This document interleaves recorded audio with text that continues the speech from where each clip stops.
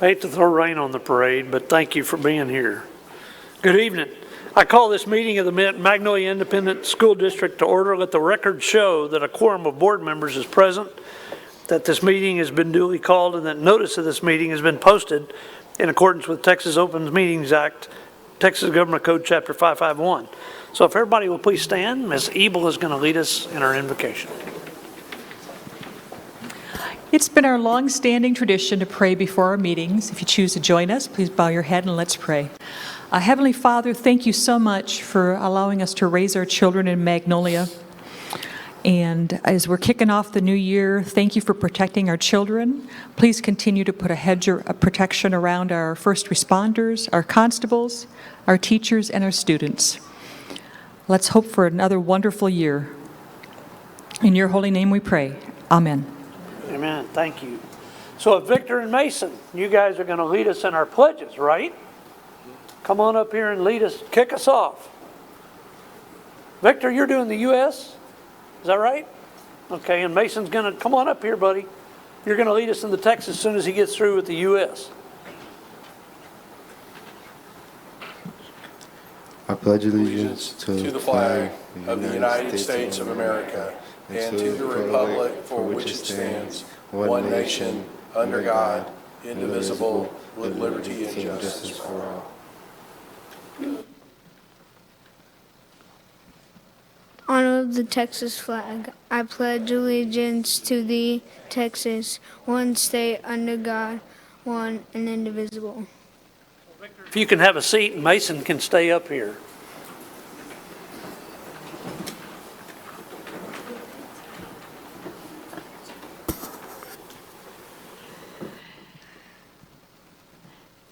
Thank you, Magnolia ISD School Board and Dr. Bullock, for allowing me this opportunity. I am Jennifer Harless, the principal of Magnolia Parkway Elementary. I proudly present the Magnolia Parkway Elementary Student of the Month, Mason Stradley. Mason is a fourth grade student at Parkway and has attended Parkway since he was in kindergarten. He's the son of Jen and Trenton Stradley, who are both here this evening. Also here with us tonight are his two younger brothers. We also have some staff from Parkway here to support Mason as well. We have our administration. We have Miss Garcia and Miss Gossett, his fourth grade teacher. Mason is an outstanding student with such a caring heart. He participates in our leadership program and loves to help others around our campus. Math is his favorite subject because he loves using numbers in different ways. All of Mason's teachers have great things to say about him.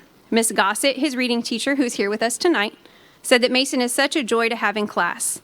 He shows everyone in his class the true meaning of kindness. He is the first one to help a friend in need and has the best manners. Mason gives 100% on everything that he does and is never afraid to try again if he needs to. Our class looks up to him and goes to Mason when they are in need. I also go to Mason when I need a fact check, she said. Miss York, his math teacher, wrote that Mason exemplifies what it means to be an outstanding student. His kindness and respect toward both his peers and his teachers create a positive atmosphere in our classroom. He approaches every challenge with determination and puts his full effort into everything that he does. Mason consistently demonstrates maturity, thoughtfulness, and a genuine love of learning. It is a joy to have him in class, and he truly deserves the Student of the Month honor. Congratulations to him. Even teachers that don't have him in class have great things to say about him. Miss Wilson, another fourth grade teacher, said that Mason is such an awesome student. He's not in my class, but every interaction that I've ever had with him has been positive, and he's always respectful and shows integrity in all that he does. When Mason is not at school, he can be found on the football field or baseball field, at basketball practice, or hanging out with his family. After high school, he would like to attend, makes my Aggie heart happy, Texas A&M. When he grows up, he wants to be a sports announcer, which sounds like a good career since he has such a love for sports. It's easy to see why Mason was chosen as the Parkway Student of the Month. He's an extraordinary person who is an inspiration to all. He's a joy to be around and is a shining star. Congratulations, Mason, on being named Parkway Student of the Month.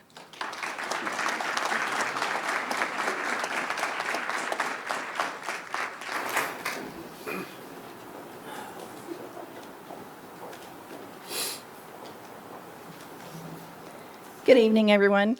I would like to thank the school board members, Mr. Blizzard and Dr. Bullock, for allowing me to recognize the Secondary Student of the Month for Magnolia ISD. It's an honor to stand before you today to recognize a student who has truly turned things around and shown incredible growth and determination. This month, we are proud to celebrate Victor Cuevas, a remarkable individual who has demonstrated resilience, hard work, and a commitment to his future. Victor is one of 4 siblings and lives with his mom, who has accompanied him here tonight. Victor came to Stevens Academy from Magnolia High School. Like many students, he faced challenges and even considered dropping out, but instead of giving up, he chose to fight through those obstacles and has made remarkable progress.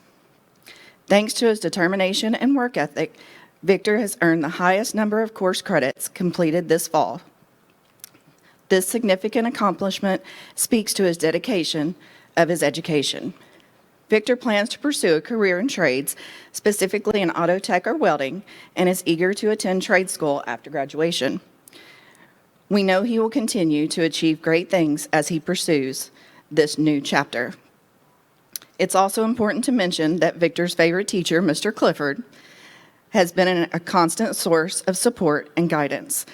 Thank you, Mr. Clifford, and all the Stevens Academy staff for your dedication to Victor's success.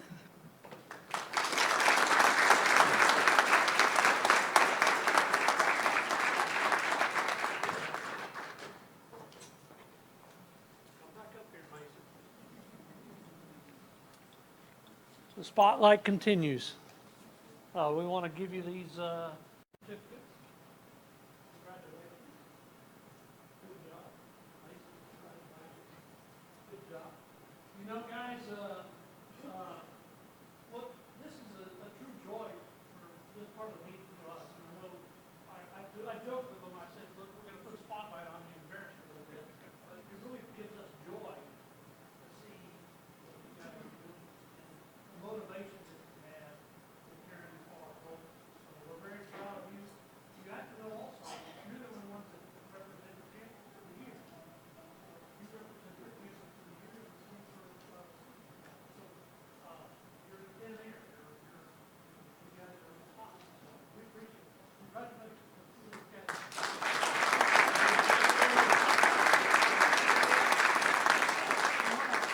Thanks ER for their contribution for recognizing these guys. So thank you for that.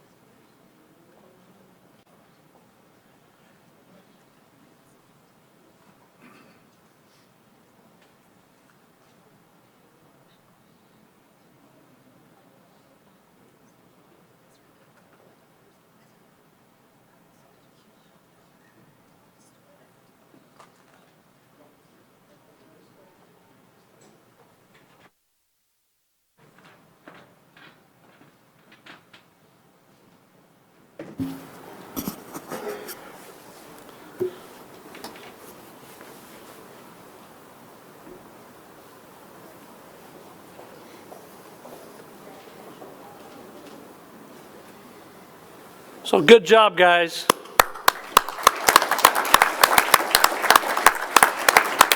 I think I misspoke and said ER. It's America's ER that's supporting us so well, so thank you. But good job. We're proud of you guys.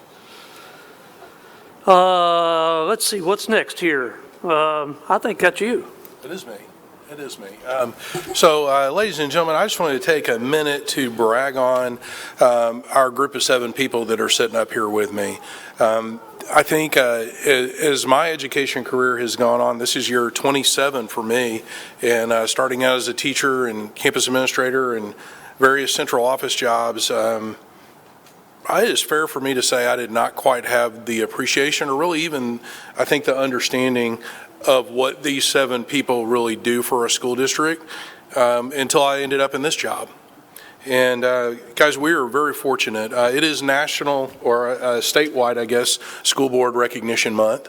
And so, you know, all over the state, people are trying to say thank you to their school board members. I think, for us here in Magnolia ISD, I think we are incredibly blessed. We have 7 people who are here for the right reasons and who put a lot of themselves into trying to make the right decisions for our community as a whole, for our kids, and for our employees, to put a good product in front of not only our kids but also our parents, and to build the kind of environment that the best people want to come and work and take care of kids. It doesn't happen by accident. I get to see a lot of the things they worry about, the things they get excited about, the things they want for us as a school district, and I wouldn't want to do this anywhere else other than with the people that are here up on this stage with me. So, guys, if you'll turn and look behind you, you've got a bunch of gifts from our campuses and departments as their way of telling you thank you and that the job you do is appreciated. It is oftentimes a thankless job to be a school board member. Regardless of what some people think, it does not pay a single nickel. They do this for free. It is a volunteer position, but it carries an awful lot of responsibility with it. There's a weight that goes with it, and the 7 people up here with me bear that weight well. And so just for me, I want to say thank you. And guys, if you don't mind indulging me in just a minute of a round of applause for our school board members.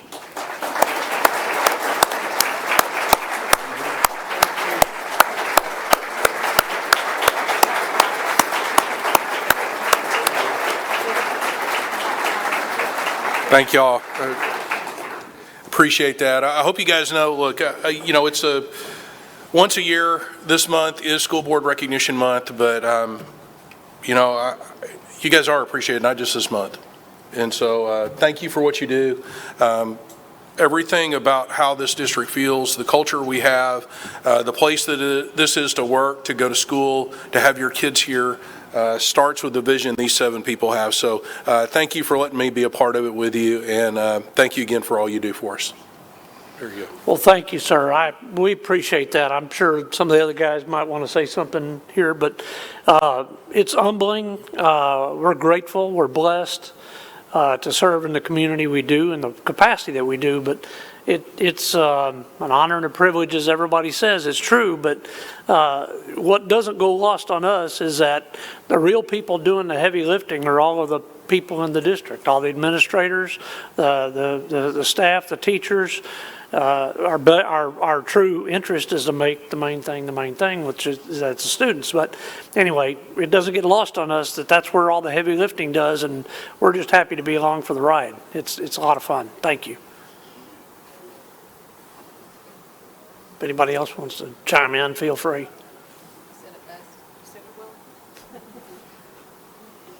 Thank you, sir. Yes, sir. Thank you. Thank you. Thank you all.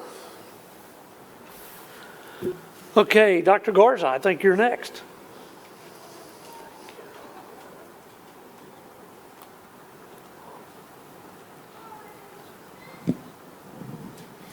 All right, good evening. Dr. Bullock, Ms. Blizzard, members of the board, it's my pleasure to present our January Teacher of the Month. This month's winner is Ms. Bethany Goodman, who is our CTE Department Chair and Teacher at Magnolia High School. This is her 9th year in teaching overall, but she's in the last 8 in Magnolia ISD. And so I know Greg's going to talk to her about about why she's here, but I did want to say she's Department Chair of CTE.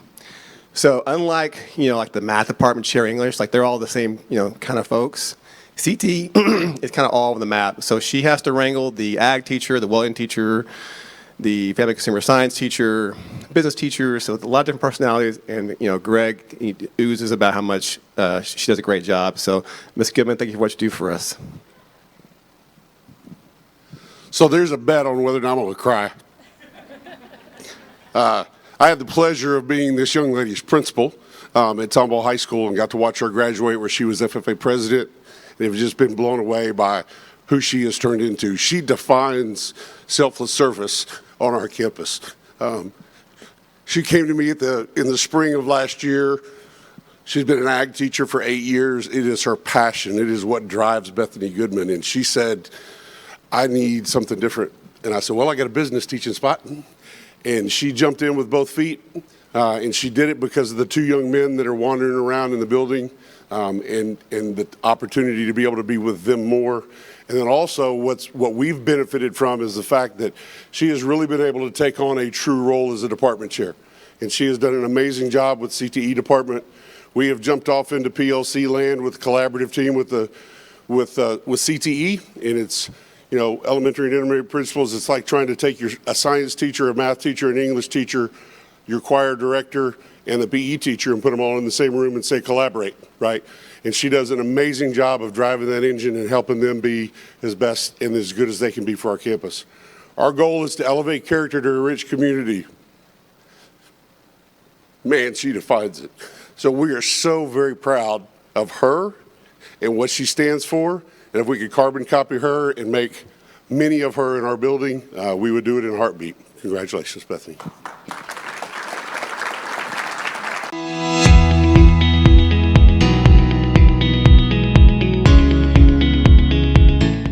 I became a teacher because really since kindergarten, that's all I wanted to do. It's always been something that my heart was pulled to do. And then I was very blessed as a kid. I have had just wonderful teachers that made such an impact that I wanted to go and do the exact same thing that they did. I love how much these kids make me laugh every day.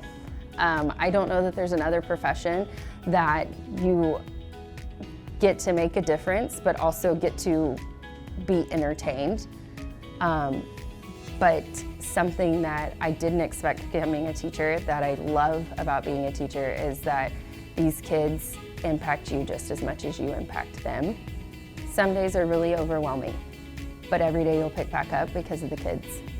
You come back because of the kids, and you're in the best profession there is because of the difference that you make. You may not see it today or tomorrow, but you see it as your kids grow and come back and tell you about all the things, or when your freshman that was really difficult becomes a senior who loves being in your class, you know that what you're doing matters.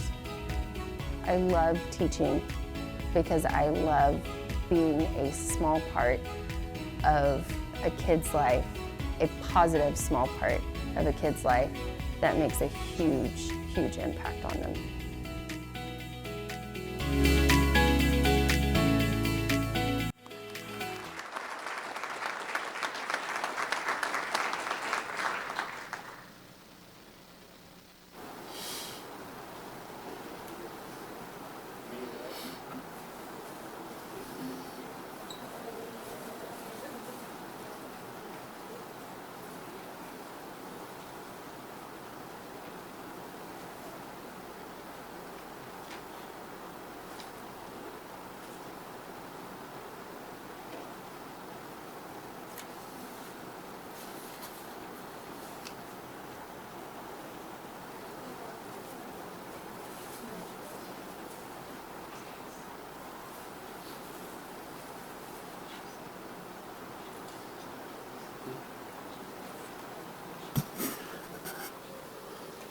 Well, thank you for all you do. We really appreciate you. We appreciate everybody back there. It's on the back rows. I give them a hard time. They're on the back rows. We appreciate all of you guys, but thank you especially. I'll say, too, it's nice to see some representation from those that do not teach core subjects in our Teacher of the Month ranks. So, Ms. Goodman, congratulations, and I appreciate the hard work you do. Awesome story. Okay, anything else? All right. Well, so what we're going to do now is invite you to stay for the business part of the meeting, but if you're so inclined and you want to slip out the back door, now's the time to do it. We're going to take a 5-minute break. Thank you. Okay, we're back. Thank you. Ms. Hinkleman, have we got anybody signed up to speak? No, sir. All right. I think Mr. Bruner is up. Sir? Good evening, board members. I wanted to bring you up to date quickly here on 22 Bond construction. I think we'll go through the junior high. We're on schedule for approximately a May delivery on this, which will give us hopefully plenty of time to get moved in and set up. But you can see here, the site is we're down to fine grading. We're putting in the irrigation system. We've sodded a significant portion of the areas of the campus that we want to control erosion. Otherwise, we're going to try to let it get a little warmer before we start planting trees and shrubs and things of that nature, but the site's very, very close to being complete. Here's a shot of the ever-growing main entrance canopy. I throw a picture of this in there every month, and it's actually pretty funny when you go through it, but it's getting there. It's going to be a very significant point of interest when you roll into that campus, so trying to accent it. This is a shot of some of the other canopies. Now, this is the canopy on the south face. This will be the bus drop-off location. This is a shot of the east side, which will be the car rider drop-off location. Shot of Main Street corridor, and you can see how the finishes are getting closer and closer. We've actually, the overhead MEP has been signed off on, so they're about to start dropping ceiling tiles throughout the building, which will get us obviously that much closer to the finished stage. And at this point, these corridors will take acoustical wall panels, and we'll start on the flooring, and we'll start to really wrap this up.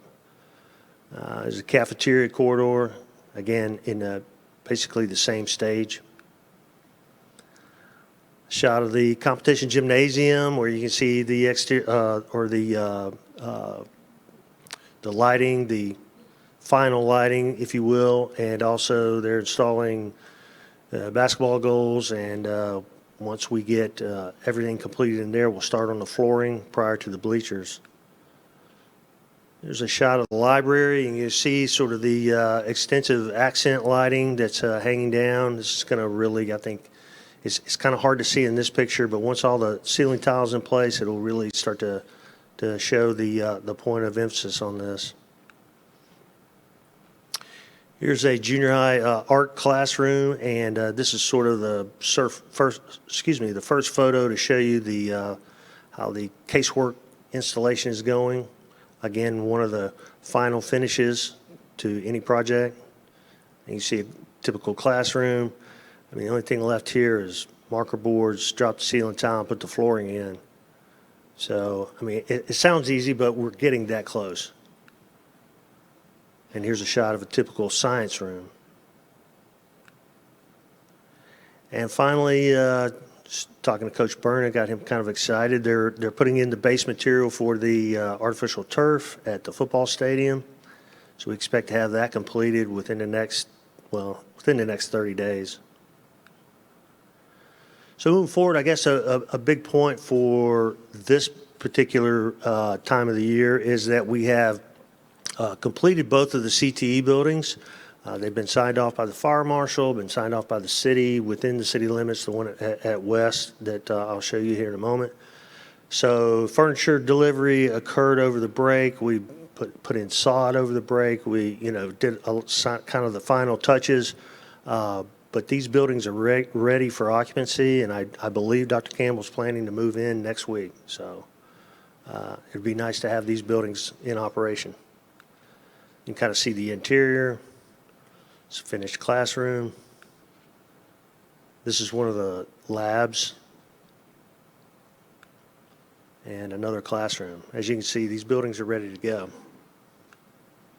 Here's the one at Magnolia West. This is the HVAC CT addition that we did to the existing VOTEC building.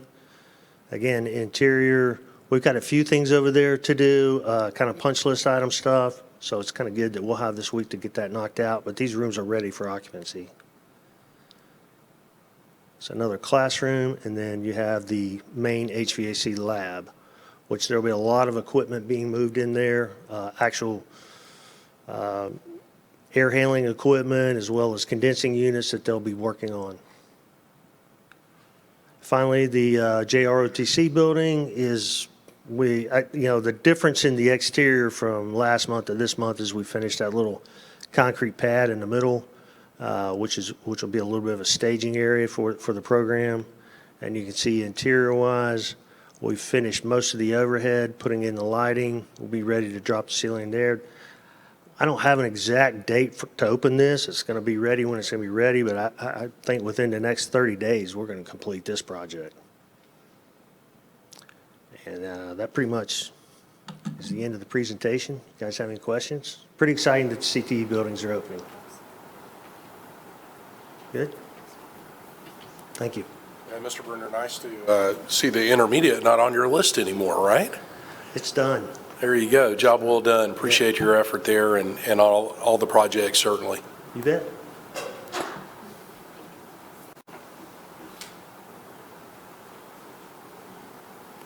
Thank you, Mr. Brunner. All right, Mr. Templeton, I think you're next. Good evening, Board President, members of the Board, Dr. Bullock. It is great to be here with you tonight. Tonight, I'll be sharing our fall demographic report, and we'd like to start by touching on the economic conditions. Let's see. There we go. We like to use the unemployment rate. The unemployment rate continues to stay near that 4% range, and anytime you're at 4% unemployment, you basically have full employment. You've got just about everybody working that wants to be working, but it typically is a pretty good indicator for how the economic conditions are for the region.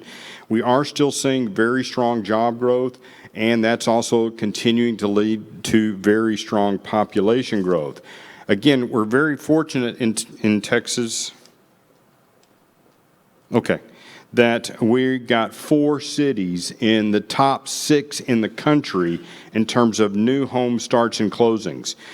Dallas is the #1 city in the country. Houston is #2.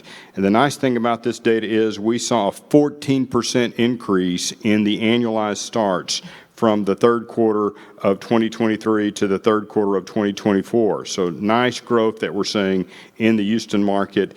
San Antonio is in the 5th spot, and the Austin region is in the 6th spot.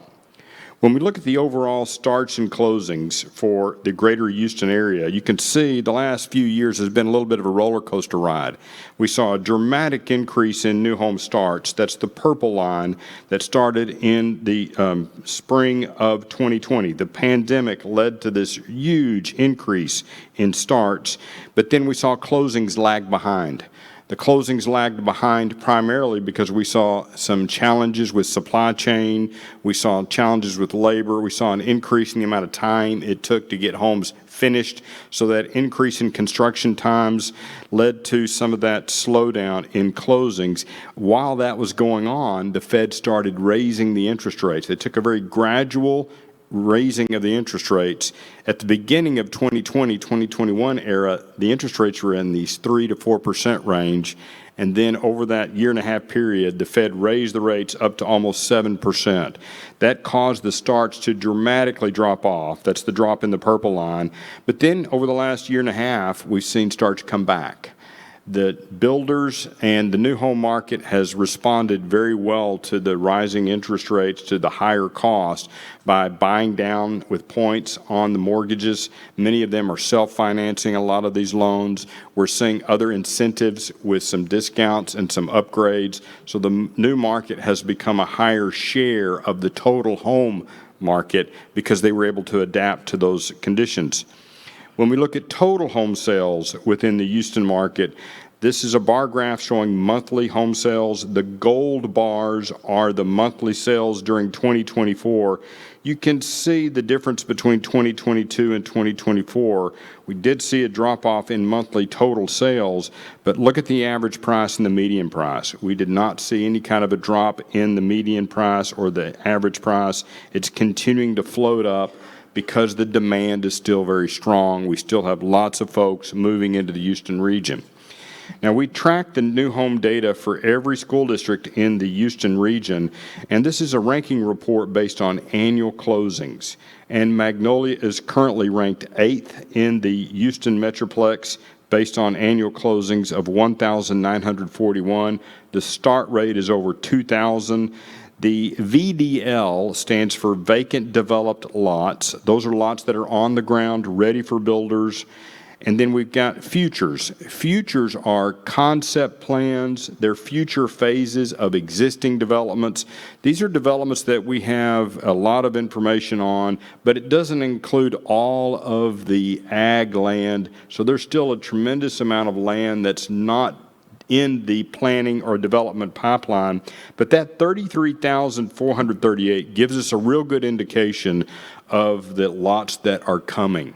Now, these are not all going to come at once. These will likely take several years, but it gives you an indication that Magnolia ISD is going to be growing for a long time. So you've got lots of futures to come down the road. We track the new home market every quarter, and you'll notice that 2024 is already, through 3 quarters, at about 1,658 starts. So we did in 3 quarters about what we did in all of 2023. This is going to be a record-breaking year for new home starts, and it's not going to be the last record-breaking year. You will likely continue to see this number move up as you get more of these large master plan communities.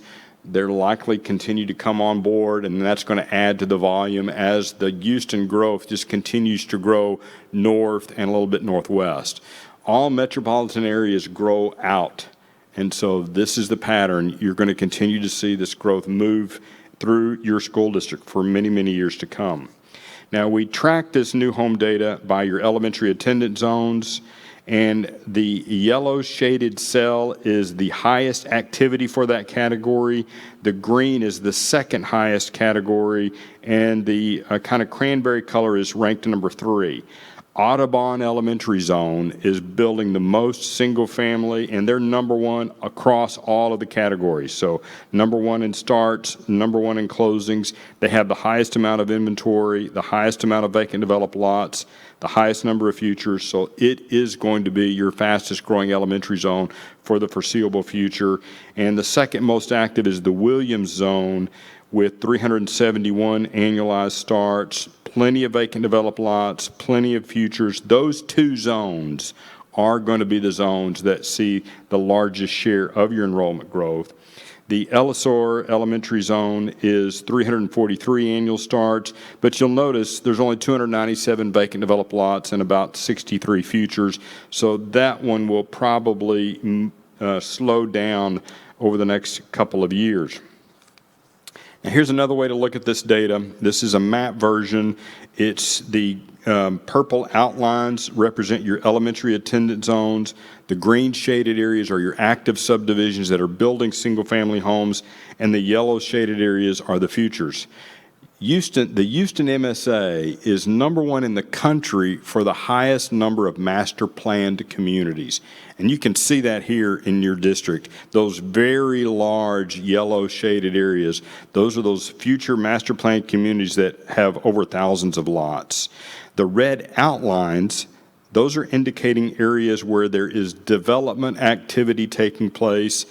Dirt is being moved, bulldozers, earth-moving equipment. Those are the areas where lots are being planned and planned to be delivered.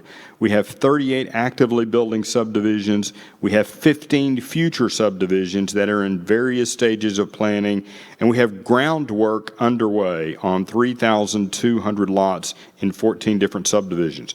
The developers haven't slowed down one bit. So even with a little bit of a challenge with high cost and the interest rates, full speed ahead is what we're seeing in Magnolia ISD. Some of the highlights, I'm not going to touch on all of the active subdivisions, but this is Magnolia Springs, and it's about 1,880 total lots. There are 88 homes under construction when we did the research. It's currently yielding about 0.479 students per home. There's the satellite image from October. You can see the lots are being delivered, new lots are coming, tremendous amount of activity taking place in Magnolia Springs.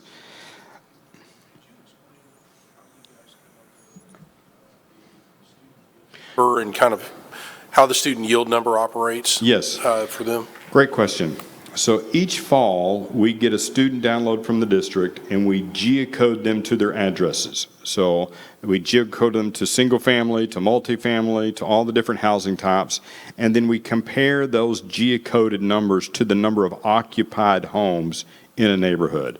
So this is your yield, and it does change. The yields in emerging subdivisions or growing subdivisions, it can typically take about 4 to 5 years before we will see the maximum yield. So in these newer developments, that yield is going to grow over about a 4 to 5 year period before it hits maximum yield.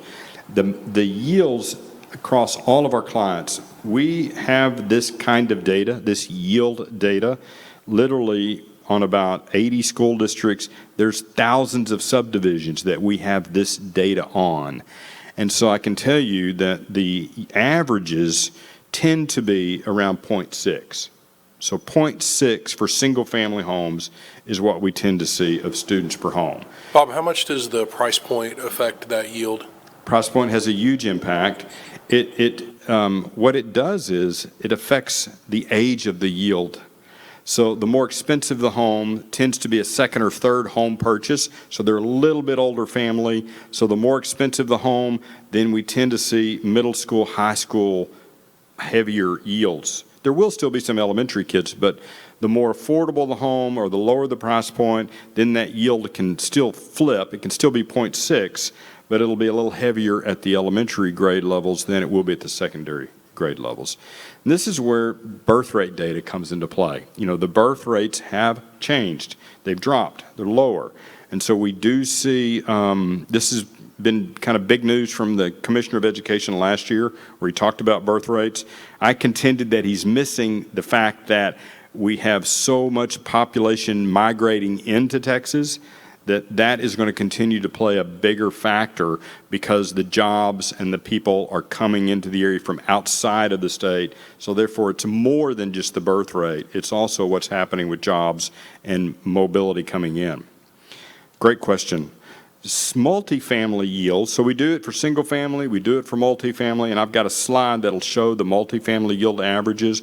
But multifamily does tend to yield lower than single family. A lot of times it's a function of the bedroom mix of the apartments and the rent rates. So the more expensive, the less of the twos and threes, then will cause the yields to be lower on multifamily. Versus we do see now, and you have one of these, single family for rent. We've got some cottages, single family for rent, that look on the surface a little bit like a home, but those do tend to yield a little higher than when you compare it to traditional apartments. Next, we're looking at Mill Creek. Mill Creek is about 1,283 lots, 47 homes under construction, and we had about 286 students residing in this neighborhood, which is yielding 0.562. Again, so it's going to lift up to closer to 0.6 probably within the next 1 to 2 years. The highest yields that we tend to see are in the 0.8 range. And that can happen for neighborhoods that are close to schools. So neighborhoods that are close to an elementary school, or if you've got an elementary embedded in a master plan community, those areas right around that school will likely yield much, much higher. Next, we're looking at Moore Landing. It's about 290 lots. They had 15 homes under construction. They're really just getting started. A little bit lower price point homes in Moore Landing. Massive community, Colton. 11,400 total lots. It's about 5,700 acres, a great example of a massive master plan community. And to kind of give it some context, 11,400 lots is basically a feeder pattern of schools. That's multiple elementaries. It really should have a middle school embedded in it, because typically about 1,800 to 2,100 homes, will fill up an elementary school. Well, then you're looking at usually 2 to 3 elementaries will fill up a middle school. And so this represents almost a feeder pattern worth of schools. So hopefully they've been in discussions with the district and are talking to you about multiple school sites in the Colton development.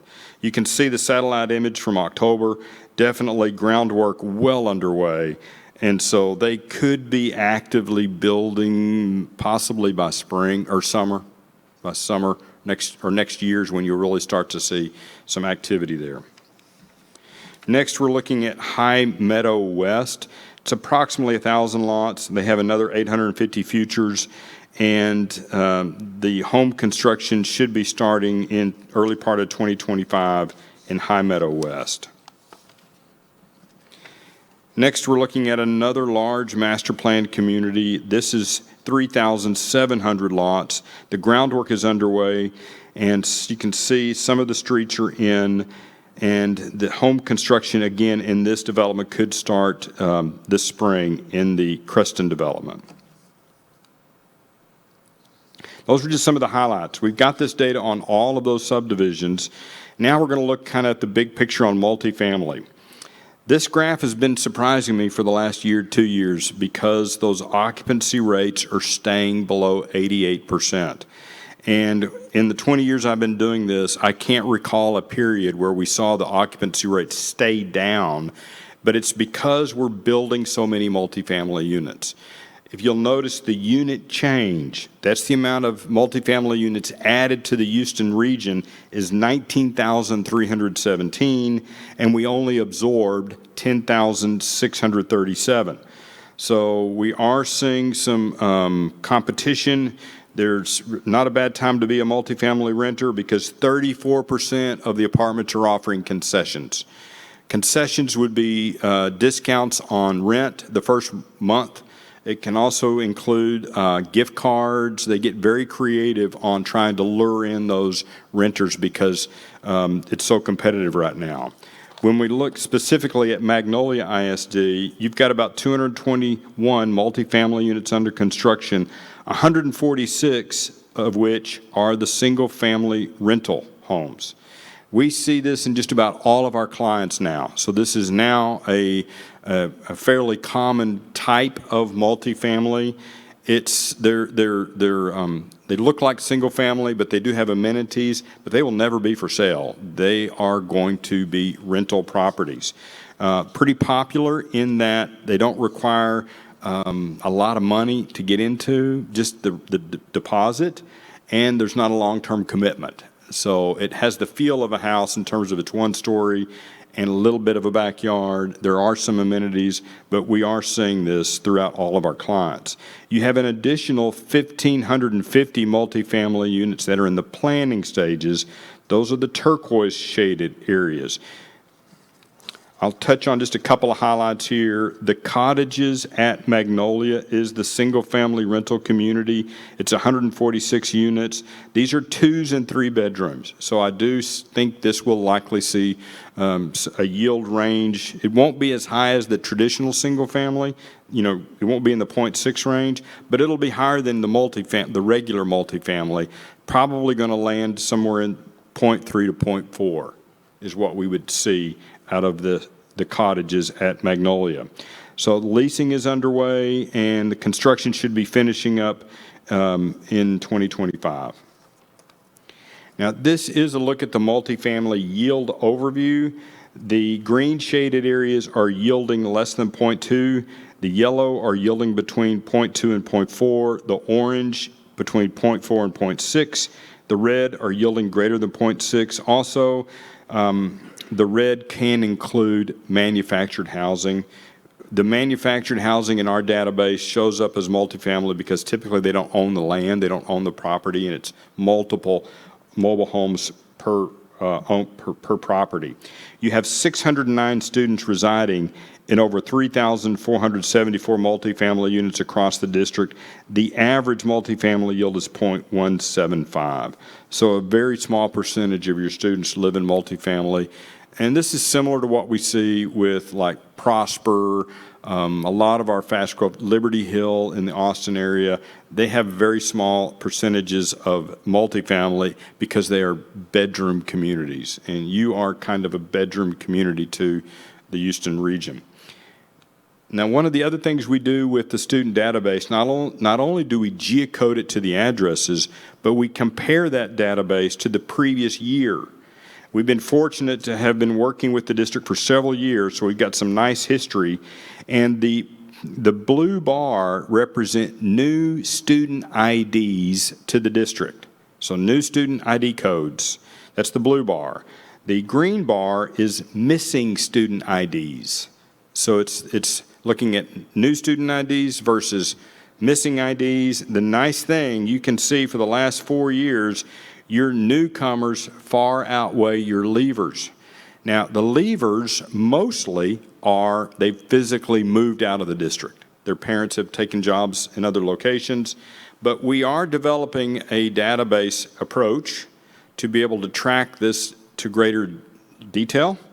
And so next year, when we get ready to look at this, we're going to have some additional insight into the leavers. And we have the ability to look to where are the leavers going. Are they transferring to neighboring districts? Are they transferring to charters? They still may live in some of these leavers could still be living in the district. And those would be the charter school or the private school or homeschool. So we're getting ready for the likely advancement of a voucher. So we're leaning into new ways to explore mobility and student data that we can help pinpoint the patterns that we're seeing. Yes. So the leavers statistic you said is based on student ID or something like that. So does that take into account graduates? Or we do not count graduates as leavers. Okay, thanks. And we also don't count the kindergartners as newcomers.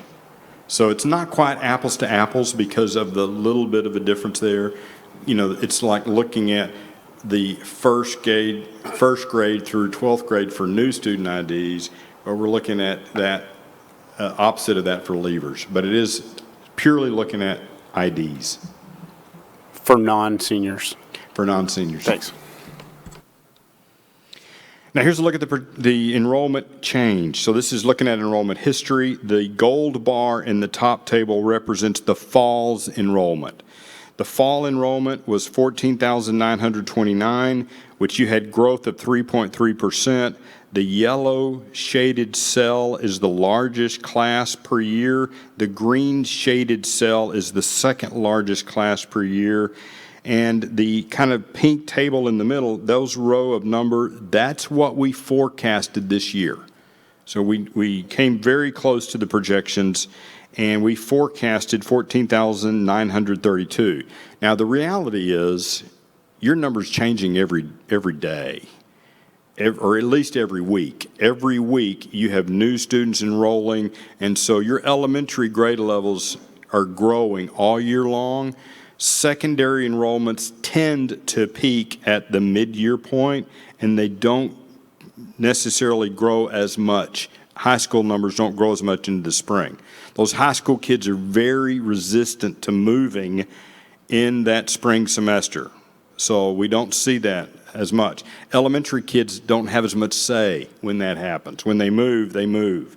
And those parents like to get them in those new elementary schools as soon as they get located. But we're very pleased with the results this year. Your enrollment came in very close.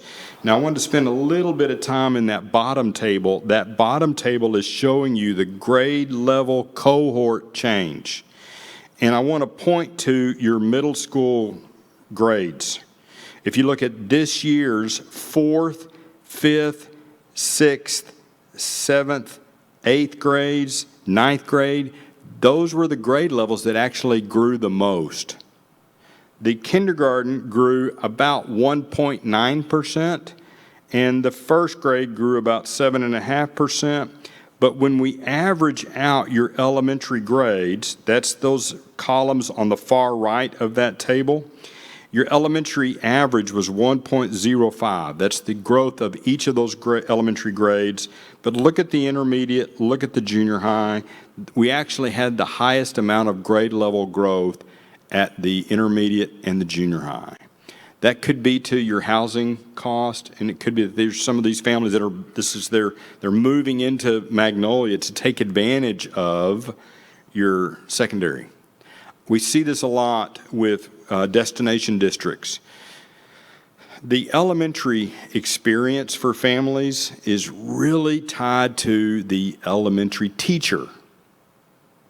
You think about it, at the elementary campuses, they spend the majority of their time with one teacher. But when you're getting into the middle school grade levels, it becomes more about the campus and more about what's going on with fine arts, with athletics. It's the whole program.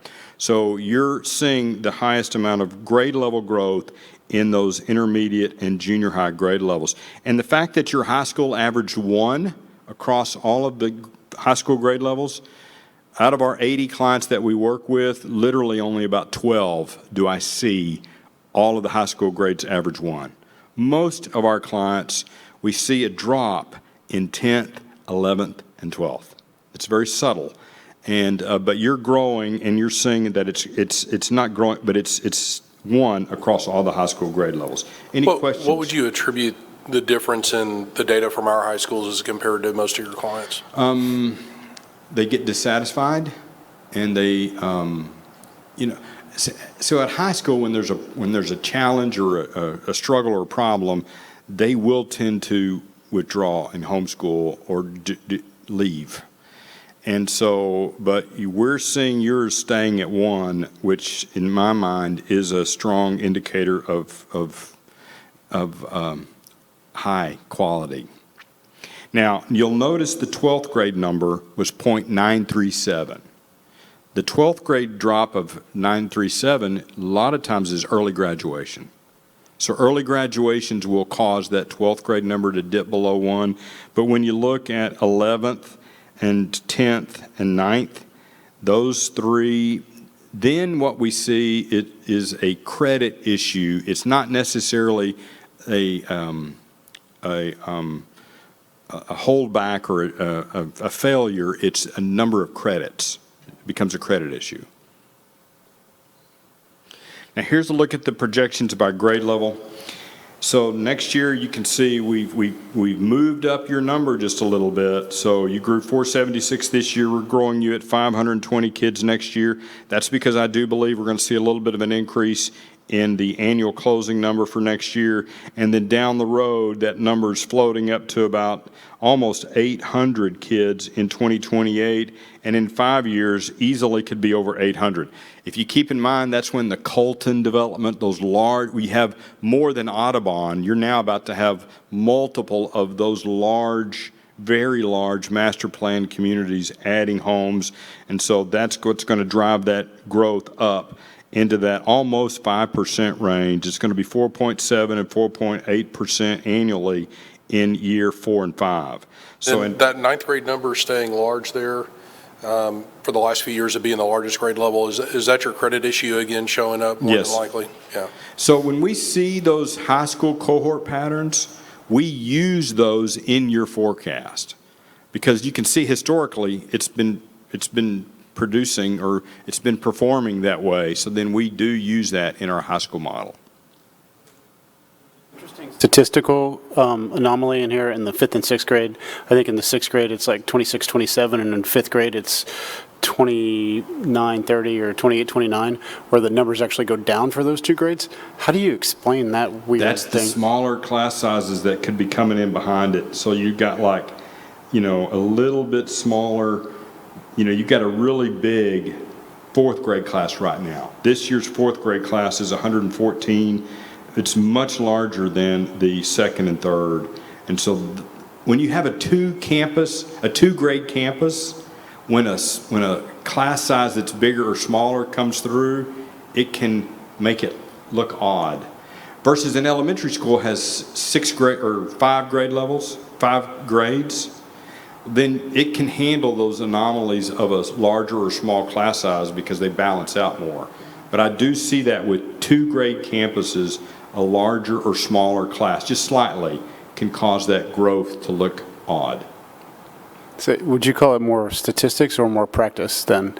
Because it seems like everything is growing in the district across the board, every grade, all the time, right? And then in these 2 years for these 2 grades, doesn't.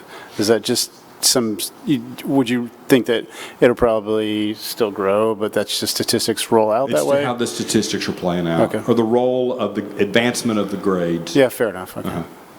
I mean, I know it's forecast, so a little bit black box. Thanks. Yeah. So at the campus level, you'll notice again Williams and Audubon. Luckily, Williams has got a little bit of time because their enrollment's at about 509 this fall.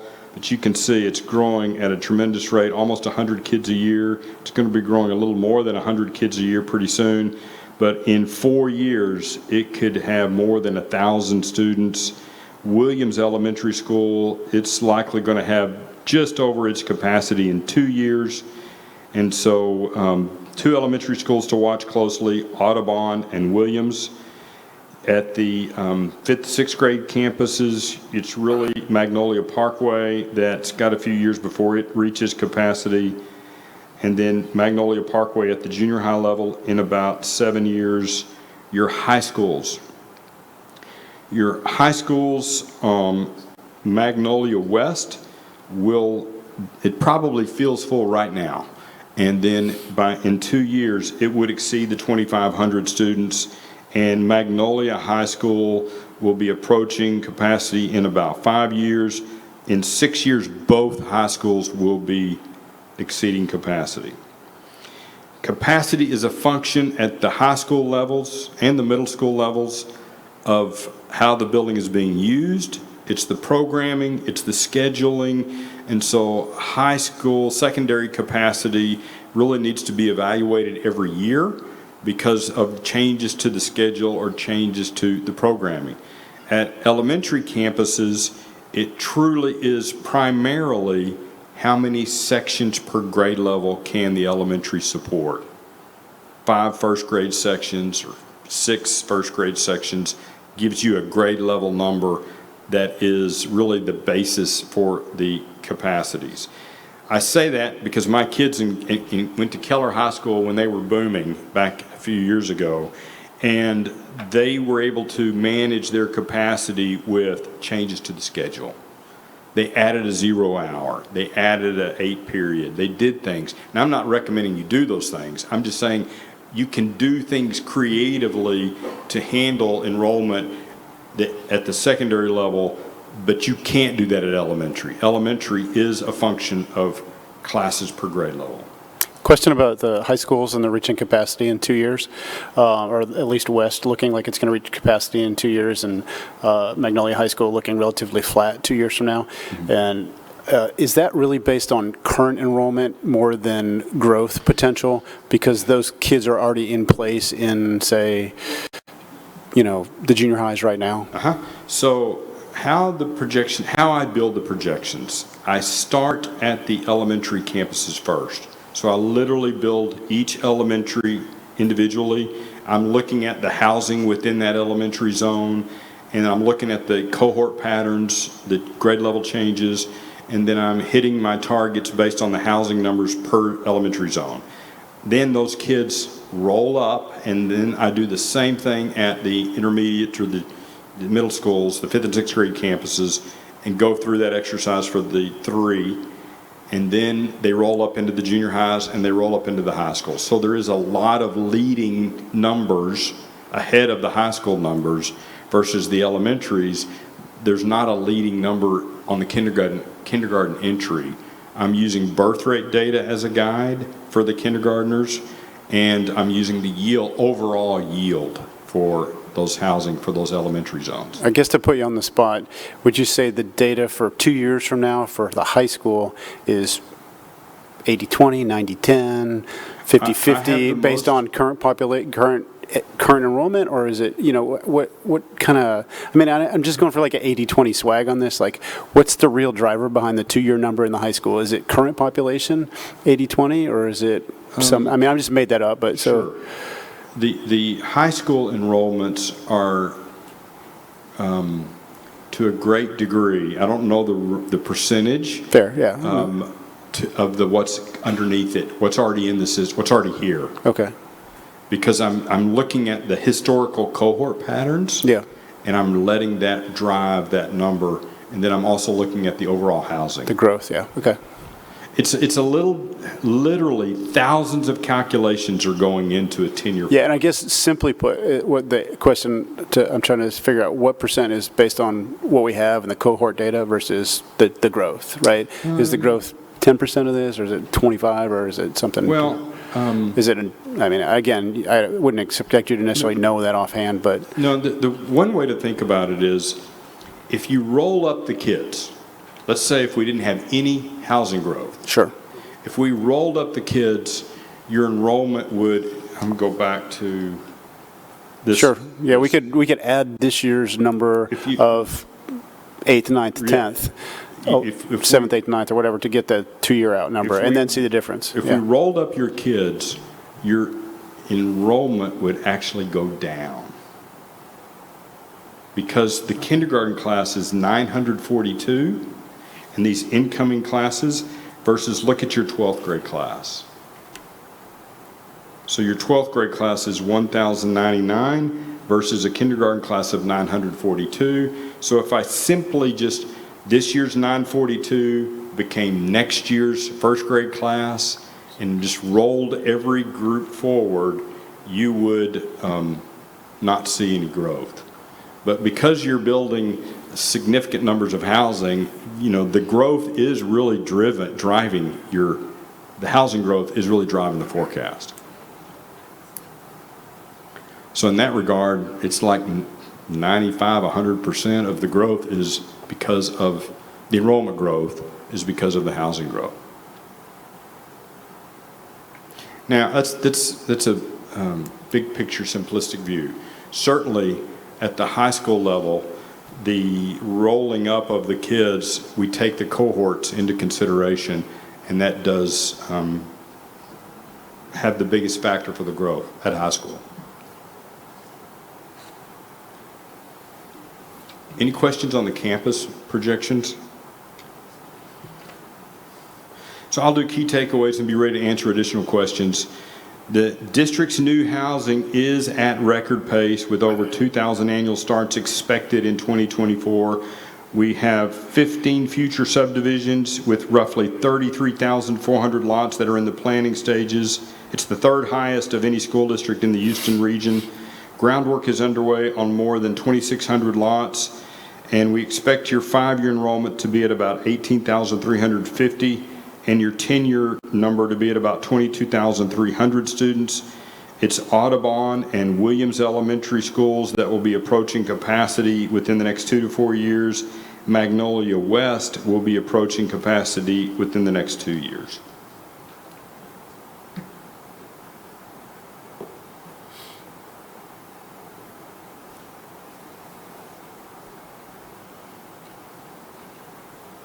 Bob, can you go back to the map that shows the attendance zones of maybe the elementaries is a good place to be with the growth of the subdivisions?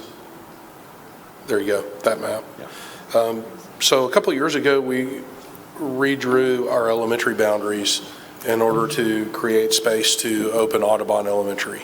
And you and your team worked with us to kind of work through those numbers. Then from looking at the chart at the end, it looks like the place that we should be concerned about growth is the Audubon Williams zone, maybe the Parkway zone to an extent, at least in the short term. And then Magnolia West, which encompasses the Williams deal and part of Audubon. I think that's why we redrew the boundaries the way we did a couple of years ago, was to try to concentrate at least most of the growth area within a couple of elementary feeder patterns. So moving forward, we could kind of be strategic about where we thought we needed new schools without having to go back to the drawing board and redraw lines across the district. So to that point, I mean, we have a capacity of about 5,000 kids at the two high schools, 2,500 each. And you know, forgetting, you know, which high school goes over capacity first. I mean, you hit the 5,000 high school kids here pretty soon, according to the reports you've given us. 3 years. So in 3 years, you'll be at 5,000 high school students. And again, you know, there's a little flexibility. High school capacities can flex. Mm-hmm. It's not ideal, but how does that happen? Floating teachers.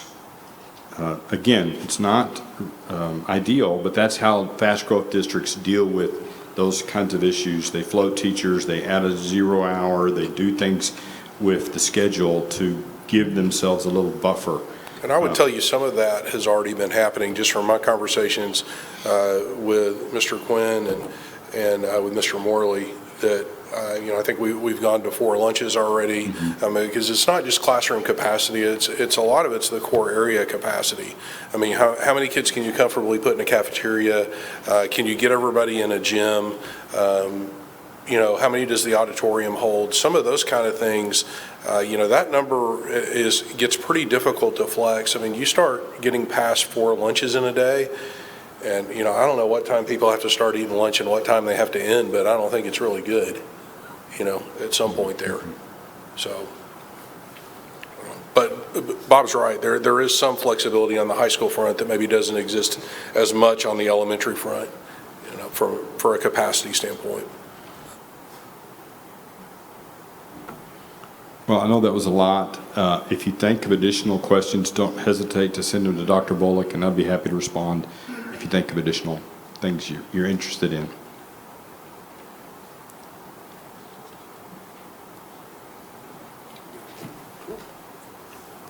Thank you, sir. We You're appreciate welcome. you. Thank you. Thanks for the great work. Thank you. Thank you, Bob. I like the slide that showed how good your crystal ball was.